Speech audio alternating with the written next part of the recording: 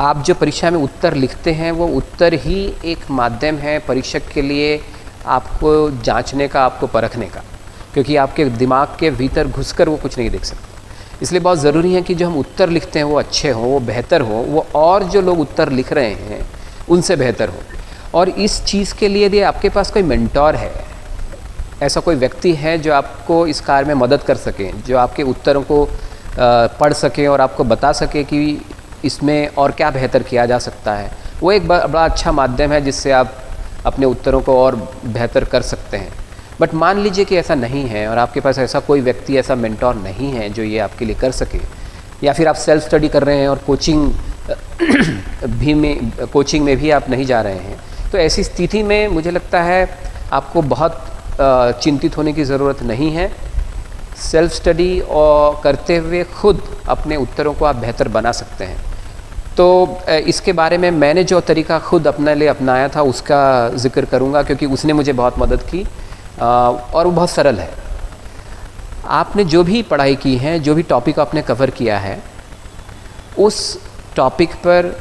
जो भी प्रश्न यूपीएससी में पूछा गया है प्रीवियस ईयर्स में, उस प्रश्न को आप लीजिए और उसका उत्तर उतने ही शब्दों में, उतने ही समय में जितना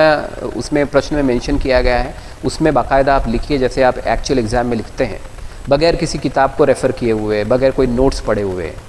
प्रश्न के उत्तर लिखने के दौरान आपको कुछ नहीं करना है, बिल्कुल उसी तरह से प्रश्न का उत्तर लिखना है जैसे आप एक्चुअल परीक्षा में लिखेंगे। और उसको प्रश्न का उत्तर लिख के आप उसको रख दीजिए, आप उसको इमीडिएटली मत पढ़िए, उसको आप 15 दिन फाइल में बंद रखिए, इसके लिए अलग से फाइल बना लीजिए। 15 दिन बाद आप उस उत्तर को लीजिए और उसको पढ़िए और उसको स्कोर करिए। अपने आप को आप कितने अंक देंगे, मान लीजिए 15 मार्क्स का क्वेश्चन है तो आप कितने अंक देना चाहेंगे, तो मान लीजिए आप 15 में से अपने आप को 5 या 6 देते हैं, तो इसमें कोई दिक्कत नहीं, क्योंकि आपको लगेगा कि ये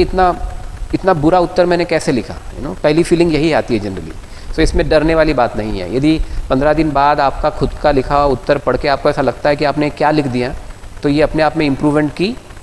एक तरह से इंडिकेशन है। जब आपने आपको 15 में से 5 मार्क्स देंगे, 6 मार्क्स देंगे, तो डेफिनेटली इसका मतलब है कि आप जानते हैं कि आपने अच्छा उत्तर नहीं लिखा है, और इसका मतलब ये भी है कि आप जानते हैं कि अच्छा उत्तर कैसे लिखा जा सकता है, कैसे उसको बेहतर कर सकते हैं। तो आप फिर से टेकअप करिए क्वेश्चन को,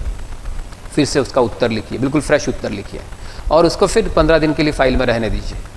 15 दिन बाद फिर उसको पिकअप करिए और उस उत्तर को पढ़िए, और इस बार जब आप अपने आप को स्कोर करेंगे तो डेफिनेटली आप उसको जो आपने पहले स्कोर दिया था उससे बेहतर स्कोर देंगे। मान लीजिए इस बार आप उसको 15 में से 7 अंक दे देते हैं,